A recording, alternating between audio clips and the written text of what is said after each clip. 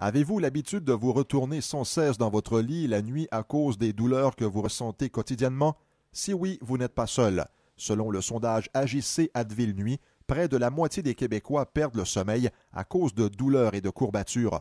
Toutefois, en plus des nuits sans sommeil, ce problème entraîne diverses conséquences comme le présentéisme, un phénomène selon lequel une personne est physiquement présente à la maison ou au bureau sans être mentalement présente. Les gens qui souffrent de présentéisme sont souvent distraits, impatients et moins productifs. Le docteur Gilles Lavigne, chercheur clinicien à l'hôpital du Sacré-Cœur de Montréal. Avoir de la douleur, c'est un visiteur qui n'est pas bien invité dans la nuit.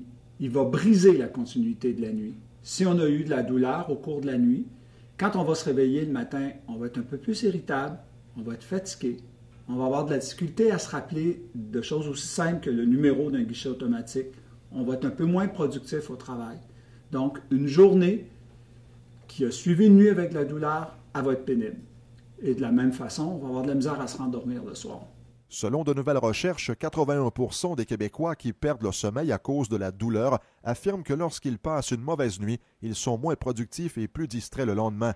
De plus, d'après les experts, plus une personne est fatiguée, moins elle peut faire preuve de vigilance.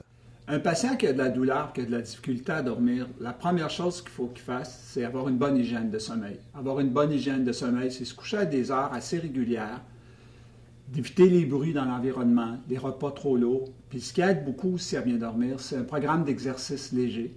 Et quand le patient continue à avoir de la difficulté à dormir, il y a un médicament qui existe depuis peu au Canada, qui est Advil Nuit, qui peut être pris à court terme.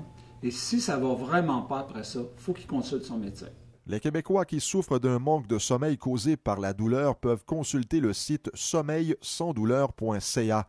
Ils peuvent y passer le test canadien de la fatigue pour évaluer leur degré de vigilance et obtenir des conseils afin d'obtenir un meilleur sommeil. Un reportage de Denis Lépine.